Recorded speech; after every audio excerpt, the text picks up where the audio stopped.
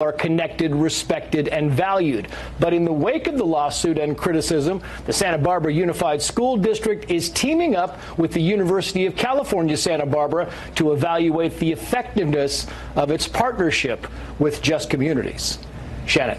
All right, Trace Gallagher, thank you so much. Now, joining us now, one of the men leading the lawsuit, the treasurer of the California Republican Party, Greg Gandrud. Great to have you with us tonight. Very interesting story. Oh, thank you, Shannon. Thank you for having me here. Okay, so you say that this is material that is objectionable because it's kind of teaching kids to hate America. It's indoctrinating them. What are you basing that on? Well, I mean, they're teaching children to hate America. They're teaching that America from the beginning has been nothing but a system of oppression from the very beginning. And I'm really offended because they're using our very scarce tax dollars to teach kids to hate each other and to hate America. I mean, I've been under the impression that we didn't have enough money to fix leaking roofs and to put crayons and pencils in the classroom. We come to find out that they're spending huge amounts of money every year to teach kids to hate America. So I'm just greatly offended by that. Okay, I want to put something up, and there's been a question about the materials because the group has said that some of the materials that have been released may not be accurate. The school system there says we don't release third-party materials, but I want to put up something, and Trace referred to this chart that has forms of oppression, and they talk about who's doing the oppression and who's the targeted group. So the privileged groups, as he mentioned, are men, white people, heterosexual, traditionally gendered people, wealthy people, generic or abled people, adults 18 to 65, and Christian people. So they say those are basically the people that are the oppressors.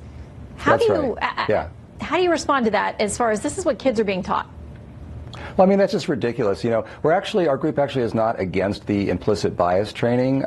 You know, obviously we've had a history in the past of racism in America, but these people are basically saying that racism is something that only white people do to everybody else. I mean, you know, we all know that unfortunately racism exists in many forms, but to teach kids that racism is exclusively a white against everybody else phenomenon, and to teach people that America is a horrible country, you know, with systematic oppression, I mean, that's just absurd, and it's a huge waste of our tax dollars, and frankly, it's illegal, and that's why we're suing them. Okay, I want to read something that Jared Schwartz, who's the executive director of Just Communities, this group that put together the alleged curriculum, he's quoted as saying this: "It's not who we are, it's not what we do. The work is not about blame or guilt.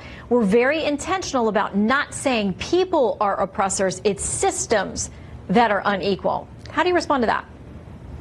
Well, I mean, you know, they're just trying to cover their tracks. I mean, the fact is that they tried to hide the curriculum from us. They didn't want this curriculum to become public, but one of the parents of one of the students happened to attend one of these so-called workshops, and they made copies of the curriculum, and they gave them to us. You know, if these people are proud of their curriculum, I say let's see it. You know, post it on a website somewhere. If they're using our school dollars for it under California law, parents have a right to see this curriculum. So if they're not ashamed of their curriculum, put it out there. Let's take a look at it.